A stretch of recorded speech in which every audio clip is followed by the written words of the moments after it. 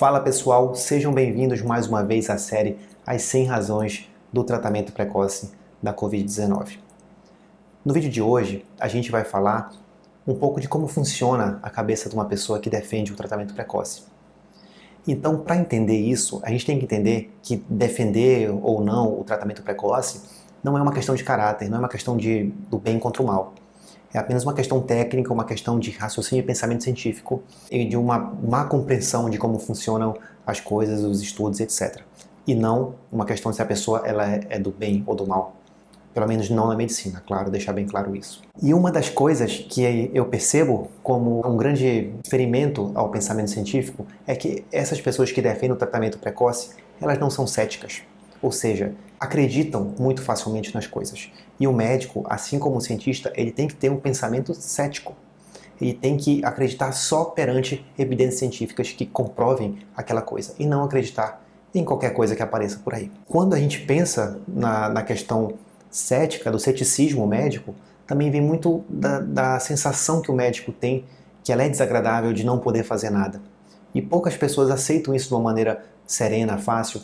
E quando você não é cético, fica mais difícil acreditar nisso, porque você quer fazer alguma coisa, você quer tentar ajudar, quer fazer diferença, ainda que não tenha as evidências para isso. Então isso é uma maneira que eu enxergo a falta do ceticismo médico numa situação dessa de defender o tratamento precoce.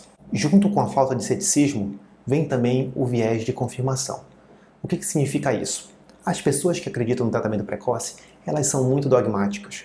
Ou seja, elas acreditam naquela coisa e nada do que se prove contra aquela coisa que elas acreditam, elas vão enxergar como uma verdade, ainda que sejam verdade. Ou seja, tem vários estudos mostrando a não eficácia dessas medicações, mas elas se apegam muitas vezes num relato de caso, se apegam numa observação clínica enviesada, se apegam num estudo pequeno, mal feito, que não é feito para aquela coisa, contra várias e várias evidências robustas do contrário, e sem contar com o próprio princípio da hipótese nula que a gente já falou no vídeo passado. Isso a gente chama em ciência de uma assimetria de atenção.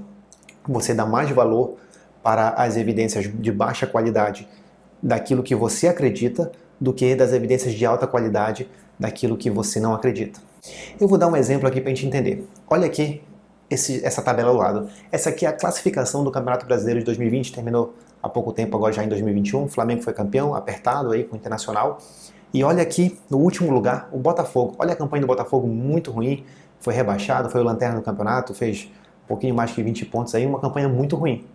E quando o Flamengo, uma campanha ótima ali, acima de 70 pontos. E veja o Palmeiras também, fez uma bela campanha, o Palmeiras foi campeão da Libertadores, ninguém discute aqui que é um grande time, tem um bom futebol.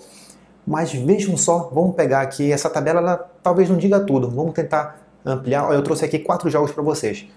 Flamengo e Botafogo, ida e volta no turno-retorno, e Palmeiras e Botafogo.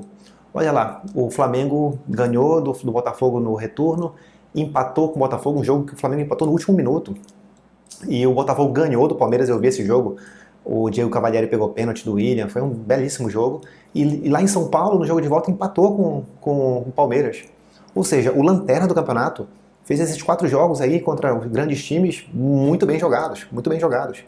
Então, se eu sou botafoguense, eu posso ver esses 4 jogos e falar assim, o Botafogo é o melhor time, o Botafogo bate de frente com qualquer um. O Botafogo joga muito bem, eu vi esses 4 jogos e o Botafogo realmente foi muito bem. Mas não é bem assim. Quando a gente olha, vamos supor, uma evidência de uma qualidade melhor, mais robusta, aqui a tabela final do Brasileiro, a gente vê que não é bem assim que a banda toca, né?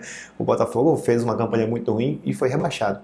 Mas se eu sou um botafoguense dogmático, apaixonado pelo meu time, tenho uma paixão cega, eu não vou aceitar essa tabela e para mim o Botafogo vai ser melhor. Ainda que os fatos provem o contrário, pelo menos nesse ano. E vou me apegar mais nesses 4 jogos, que são evidências do acaso. São coisas que a gente sabe, ali um jogo pode ser uma noite ruim para o time bom, uma noite boa para o time ruim, pode ser uma bola ali na área, um pênalti, uma situação muito limite, uma expulsão, como a gente vê aí toda hora. Pode ser obra do acaso. Mas mesmo assim, eu como sou dogmático, eu quero confirmar a minha tese e eu vou acreditar que o Botafogo é o melhor time. Então esse é o viés de confirmação. E a gente vê muito isso em relação ao tratamento precoce. Às vezes o médico sabe que tem os ensaios clínicos, que tem grandes trabalhos mostrando o contrário, sabe também que como é que se formulam essas perguntas, mas se apega a um relato de caso, a um paciente específico, tomei, melhorei, tudo mais, que a gente sabe que é totalmente obra do acaso ou fatores de confusão envolvido, mas ele prefere se apegar àquilo ali. Ao mesmo tempo, se sai uma notícia, ou se um político da preferência dele, um artista da preferência dele fala aquilo, ele acaba confirmando. E ele acaba negando as evidências mais fortes e a própria realidade, né? Que são as evidências. Então, esse é o viés da confirmação. Eu espero que tenha conseguido passar para vocês essa mensagem e adorei os comentários que vocês fizeram, adorei aí o engajamento que as pessoas tiveram, gostaram mesmo do vídeo. Vamos continuar nessa pegada, em breve mais vídeos, e agradeço a todos vocês mais uma vez pela atenção. Até mais.